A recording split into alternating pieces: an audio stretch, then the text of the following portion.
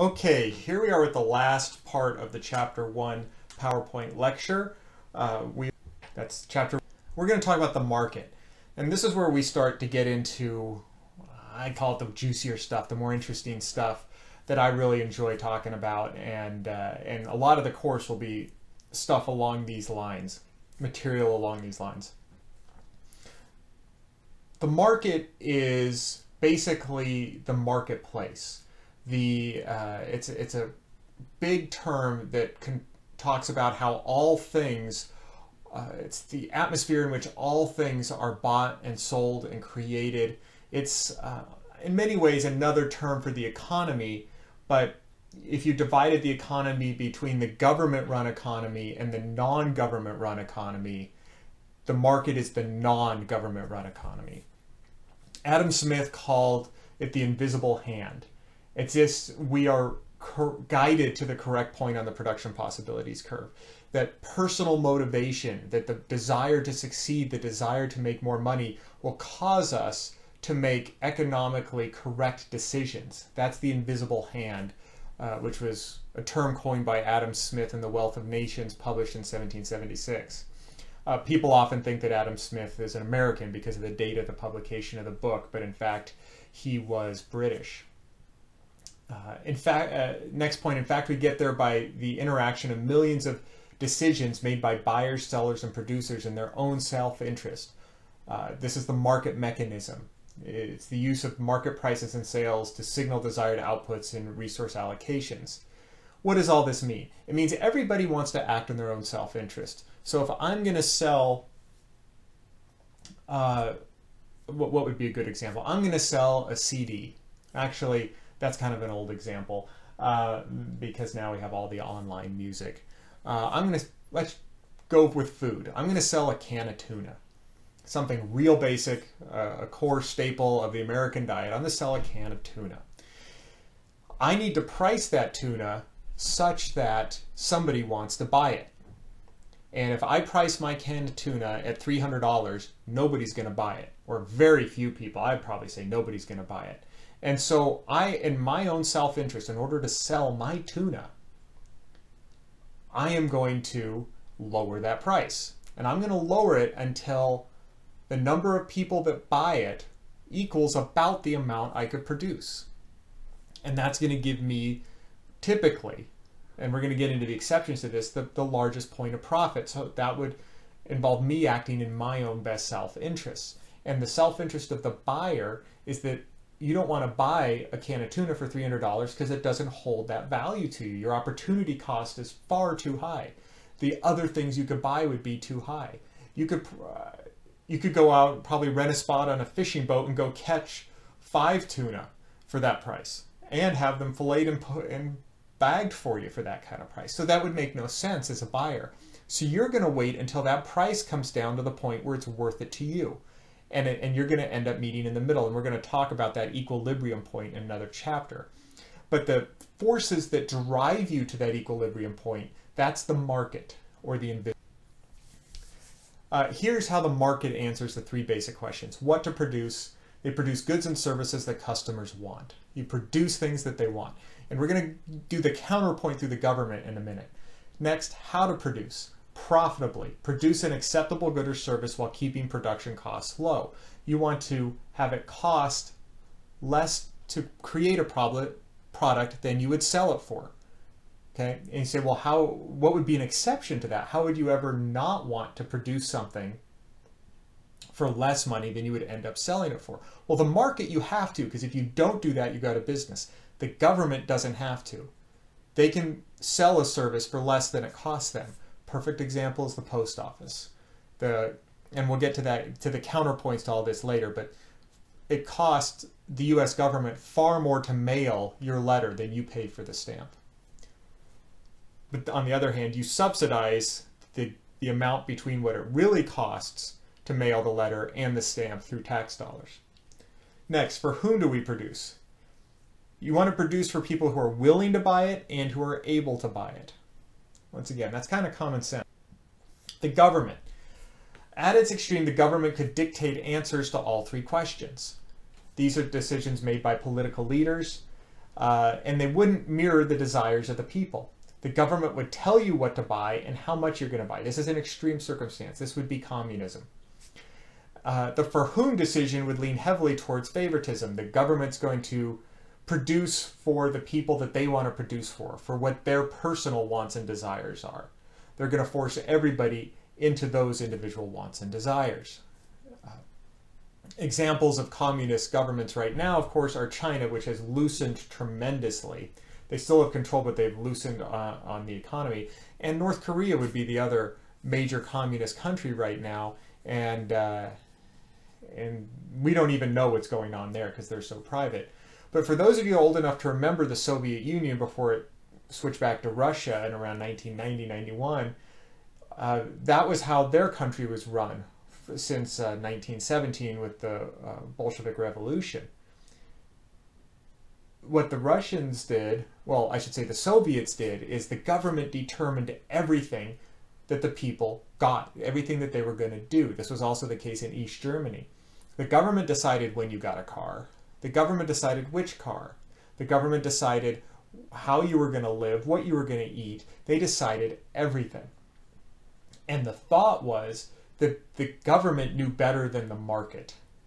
That the market was driven by selfish behavior, so therefore was inherently bad.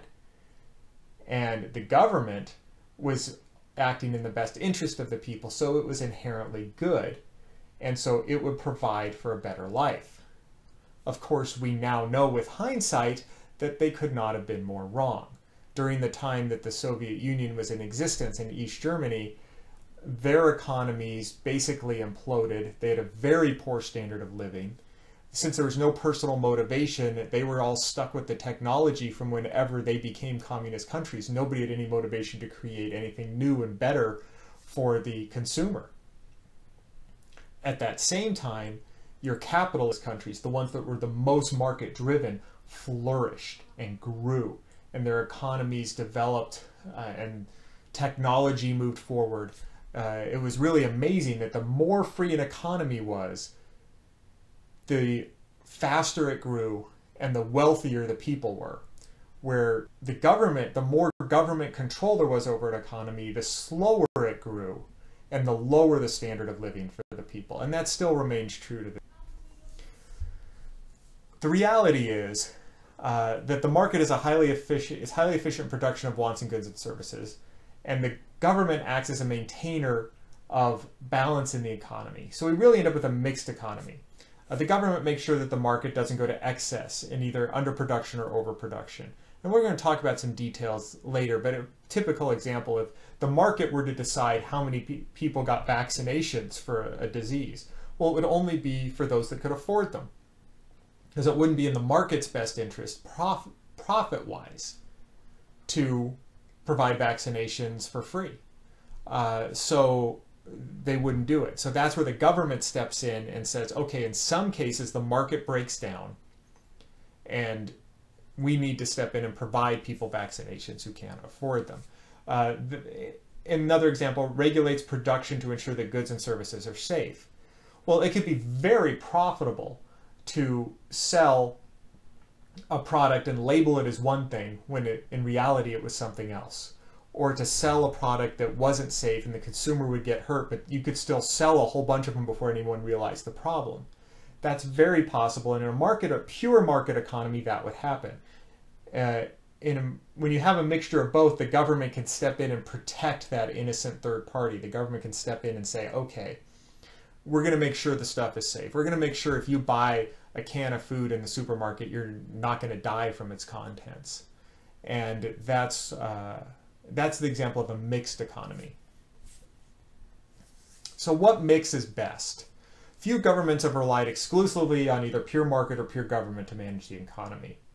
Public opinion around the world indicates that the free market economic system is the best. That is, in general, what we've come to learn, is that the freer the economy, the better. There's negatives to a free economy. The difference between the haves and have-nots, those with and those without, is greater in a free economy. The upside is that the have-nots have more than in a less free economy, but the gap is bigger. So that's something very important to consider. The Index of Economic Freedom ranks nations according to economic freedom. This is put out by the Heritage Foundation, and that's put out every year.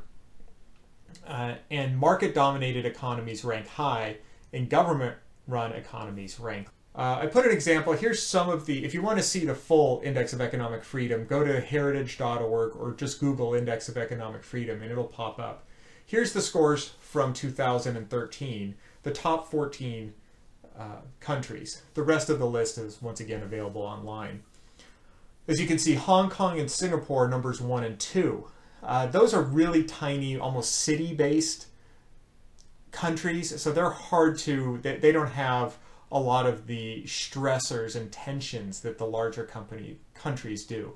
When you look at Australia, Australia is probably the first quote-unquote real country that has to deal with major issues of size. And they're the most free. New Zealand is right there with them, followed by Switzerland, Canada, Chile, Mauritius, Denmark, and finally the United States at number 10. Now, most people would have thought the United States would be much higher. In fact, not that many years ago, the United States was at near the top.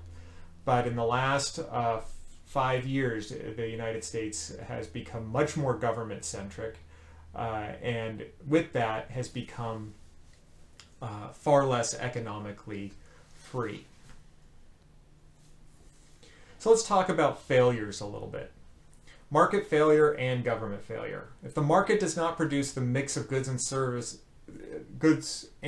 that society desires, it should say goods and services, the market failure is said to occur. So this happens when you go to buy something at the supermarket and the shelves are empty. That's a market failure. When you go to buy a new car and they tell you have to order it because it's on back order, anytime something's on back order, that's a market failure. This provides an opening for the government to step in. The government can move us closer to a mixed society, to the mixed society desires if the intervention is successful.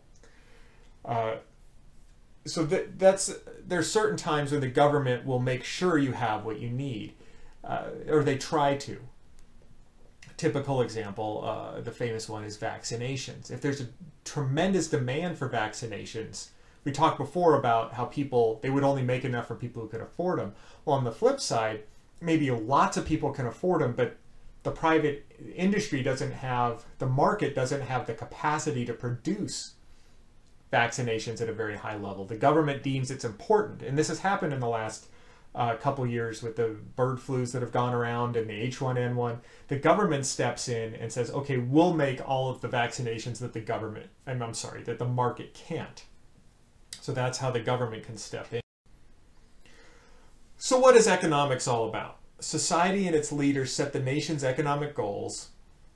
Economics focuses on the means of achieving those goals. So by society, we mean the market, and by leaders, we mean the government, more or less. Macroeconomics will focus on the big picture, while micro will focus on the economic interactions of consumers and producers. So in this class, we're going to look at big picture items.